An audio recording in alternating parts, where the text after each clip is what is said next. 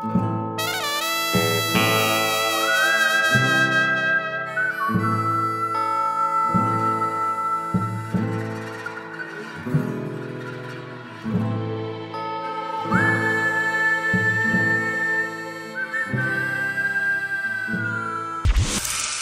and Watson, Aerosmith and Run DMC, Roosevelt, Churchill, and Mike Ditka.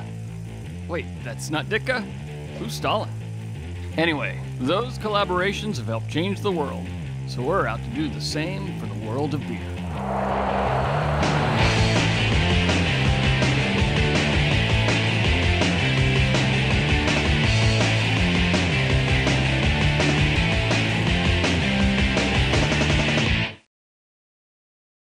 Finally, after 2 days of incredible Norwegian hospitality, it was time to get down to business. So we got to the brewery around 10 and got to work on our third installment of the Jolly Pumpkin Stone Special Holiday Ale.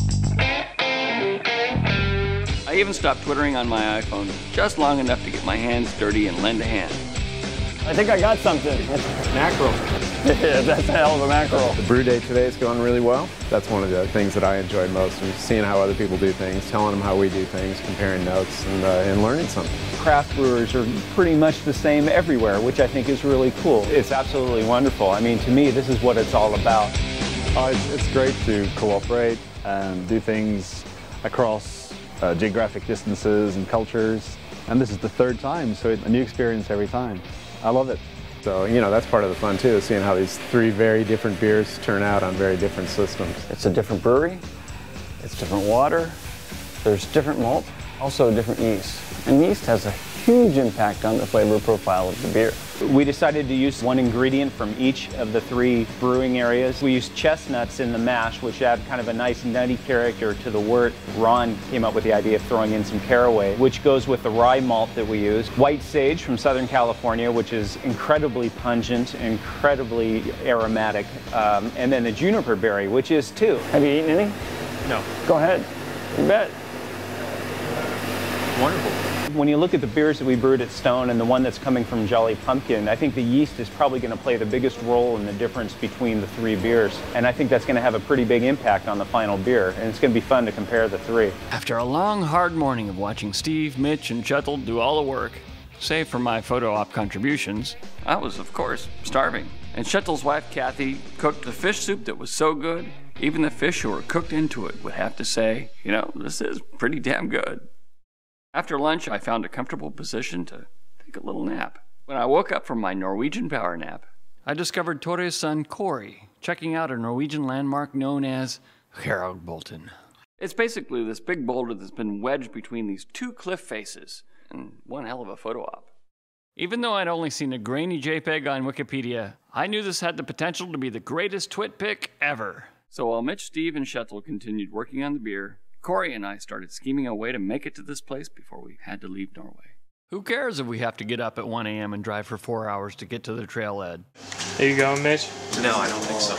Apparently Steve and Mitch cared, because they opted for the more practical approach of getting a decent night's sleep. The thought of waking up at 1 in the morning after an hour and a half of sleep, it was something I just really couldn't deal with. It's now 1:30 a.m. and I actually didn't really sleep, but nevertheless, got a job to do and we know what it is and I'm willing to do it. I can't talk. My words, right? Let's go. It's time to go. So as we set out at 2 a.m. after less than 2 hours of fitful sleep, I started thinking to myself, actually I have no idea what I was thinking. I was barely able to put my shoes on. The drive itself was actually incredibly amazing. Norway is so far north that in many areas the sun barely gets down, and there's always this ethereal glow hanging over the mountains. Truth was that it was more overcast than ethereal, but ethereal makes for better narration. Alas, after a long 4-hour drive, where, by the way, I didn't sleep at all, we arrived at Bolten! And the minute we stopped the car, the weather stopped cooperating with us. It was freezing cold, high winds, blowing rain. That's it. We're not going. Wait, you think the mere bad weather is going to stop us? Not for the best photo op ever. It's this way.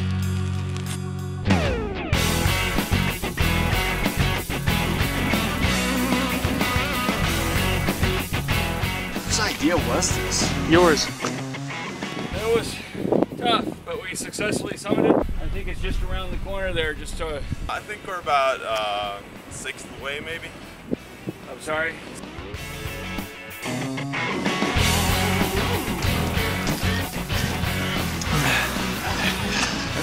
It's better with grunting noises. This is the 3/4 of the way mark. As an extra bonus, it's starting to rain again. So we have found it. I did not come this far to not get on that. It's, the fog makes it look so scary, like you're gonna fall into hell. It does look pretty dramatic.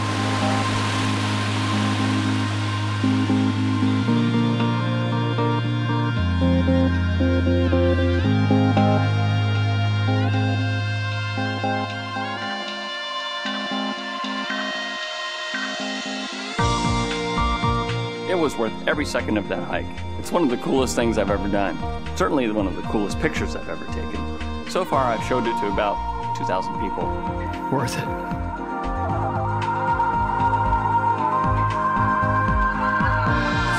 That was fun. All right, we all know the basic rule of pack it in, pack it out, but there's one exception. If you're leaving somebody a beer, a really good beer, they'll be happy to pack it out.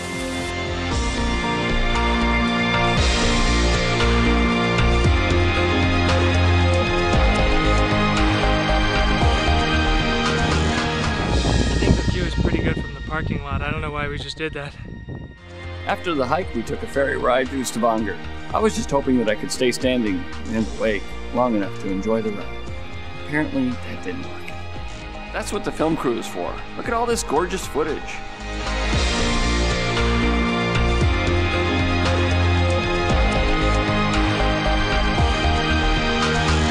If there isn't already a Norwegian phrase for burning the candle at both ends, there should be one now. Actually, they probably have one, and it's just one word. Coming up next, we head across the North Sea to Scotland in Brewdog to drink whiskey, visit castles, and potentially, I fall in love?